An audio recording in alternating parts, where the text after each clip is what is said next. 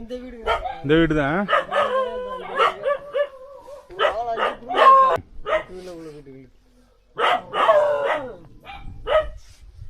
எடுத்து சொல்லு பேசு, எடுத்து பேசு, எடுத்து பேசு. எங்க இருந்து தண்ணி வரும் நீங்க? அந்த மேட்டு தண்ணி இதுல ஒழுகும் அப்படியே. இதுல ஒழுகும். ஒழுகுச்சானா இதுல ஒரு சட்டையை இங்கன்னு வெளியே தூக்கி வச்சிருவோம், இங்கன்னு ஒரு சட்டையை தூக்கி வச்சிருவோம்.